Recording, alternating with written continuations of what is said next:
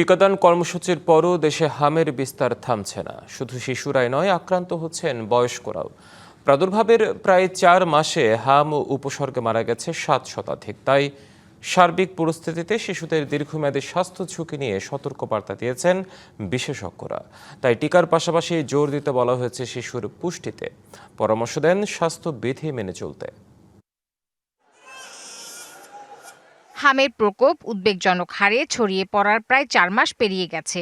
পরিস্থিতি এখনো নিয়ন্ত্রণে আনা সম্ভব হয়নি। ফলে প্রতিদিন বাড়ছে আক্রান্ত ও মৃত্যুর সংখ্যা।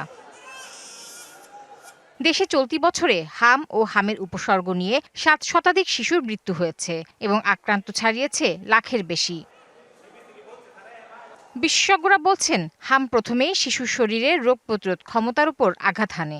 যদিও রোগ সেরে যাবার পর ধীরে ধীরে এই প্রতিরোধ ক্ষমতা ফিরে আসে, তবে এই সময়টায় শিশুর শরীর খুব দুর্বল থাকে এবং অন্যান্য সংক্রমণের ঝুঁকি বেড়ে যায়।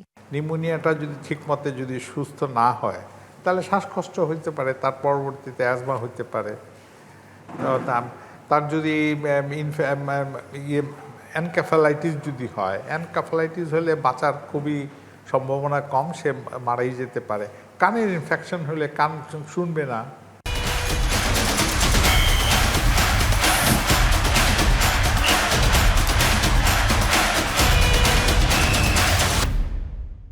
এসব জটিলতা থেকে রক্ষা পেতে শিশুর খাদ্য তালিকায় পর্যাপ্ত পুষ্টি নিশ্চিত করার উপর গুরুত্ব আরোপ করেন বিশেষজ্ঞরা। সাথে চিকিৎসা ব্যবস্থাপনা উন্নত করার উপরও জোর দেন তারা। এবার যেহেতু মহামারী হয়েছে, কাজে এই ব্যবস্থাপনাটা তো আমাদেরকে প্রচলিত ব্যবস্থাপনার চাইতে আমাদেরকে আরও অতিরিক্ত কিছু করতে হবে।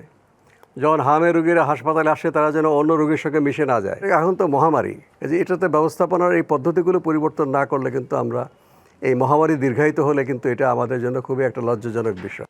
এদিকে শিশুদের শরীরে রোগ প্রতিরোধ ক্ষমতা বাড়াতে ভিটামিন এ ক্যাম্পেইন সম্পন্ন করেছে সরকার। Tahsina Jesy, DBC news, Dhaka.